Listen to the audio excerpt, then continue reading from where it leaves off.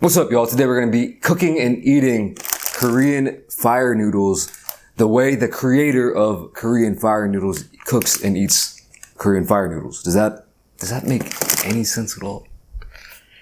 So there's a video on YouTube with over 4 million views actually, where the creator of fire noodles, a kind of older lady, not that old, just older than me, looks very not like who you would think would be the mastermind behind these. She goes on to explain how she kind of developed the fire noodles and how she likes to eat them. It took her over 1 year to develop, and apparently during that year she ate over 1,200 chickens. This right here is the word for chicken, by the way. So it's not a very hard recipe at all. First, you make the fire noodles, just follow the classic recipe, and then you're going to be mixing together a little corn cheese mix. And if you don't know about corn cheese, I did a video recently. We're just going to be mixing that up, putting that on top of the finished fire noodles, popping the whole thing in the microwave for like 1.5 minutes, and then eating it. So I'm going to go ahead and get this started, and then I'm going to mix together some corn cheese. Be right back. Got the water boiling over there. Let's mix up some of this corn cheese. Start off with some of the corn. You don't want too much. She didn't really use that much of the corn cheese, so I'm only going to use about that much, maybe a little bit more. I'm going to use a decent amount of mayo for this one. I'm going to start off with 1 packet of cheese.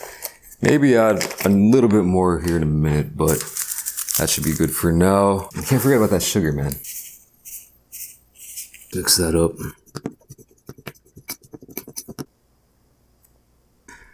Alright, does not look very appetizing right now. That's pretty much it. You do not want to cook the noodles al dente, even though you're going to be cooking them in the microwave again. Apparently, she said specifically, that's not the way to do it.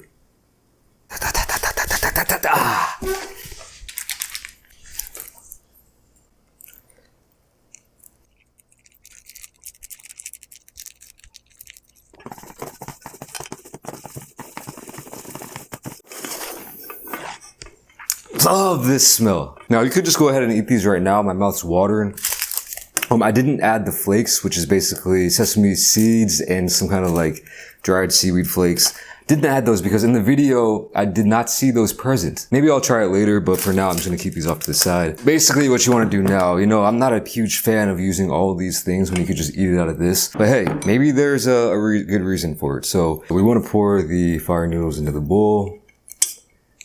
Then right on top, we're simply going to cover it with this weird mixture we have.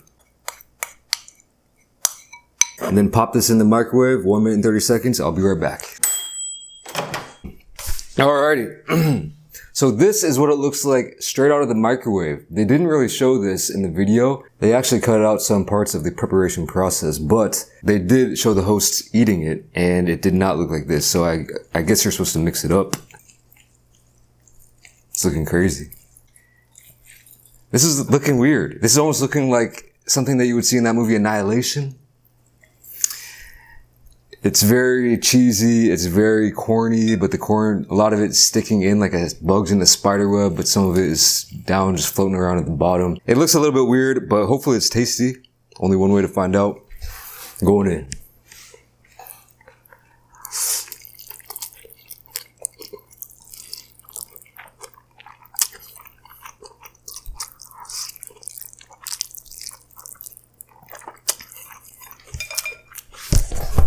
That is absolutely tasty.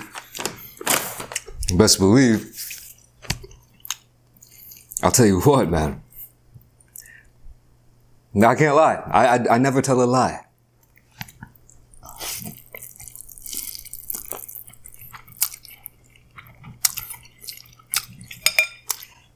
That is on point. I think it'd be even better if I added these. Let's go ahead and do that.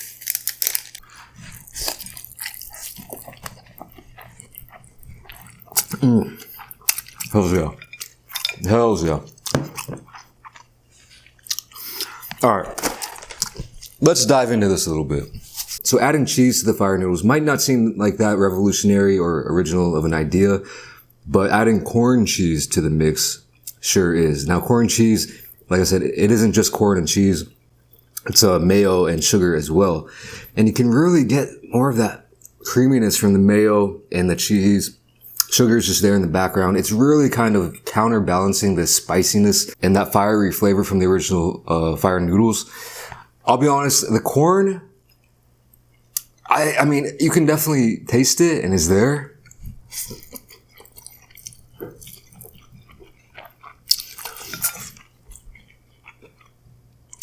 It's not a bad addition by any means. It does add a little pop of flavor, texture here and there, which I gotta say, I was gonna say I don't need it, but now that I think about it, I actually do kind of like it.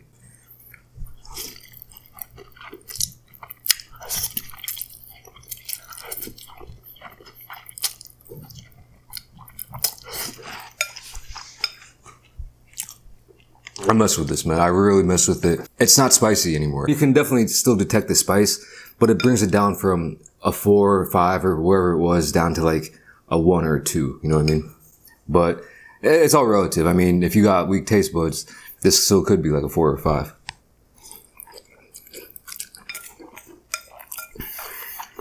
That's delectable. Yeah, this is a problem though. All that corn just lingering. Maybe I used too much. One of the hosts of the show, whatever show it was, on the video I was referencing, he was maxing. He was really absolutely maxing. Shout out to UJ Suck, by the way, Korea's most famous MC. He was maxing it, man. And I was watching this video and I was like, do you really have to max like that? Or are you doing a bit here? Cause he can be a little bit extra sometimes, but I'll tell you what, it wasn't a bit. There's something that is more addicting and just, I gotta keep shoveling this into my mouth type of flavor to it or texture or something, man. The mouthfeel, it just works.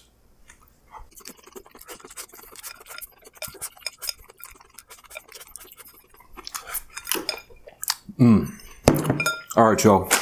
Highly recommend you to try that. Maybe you don't need that much corn as much as I put in, but it's not going to hurt you. It's not going to kill you. I wouldn't necessarily say that it takes it to the next level or a whole new level, but definitely a different level that is equally as tasty, if not more so in some ways. It's definitely more palatable without burning you up. So where regular fire noodles, you might have to eat at a little bit of a slower pace. With this, it just goes down. So yeah, once again, try this out.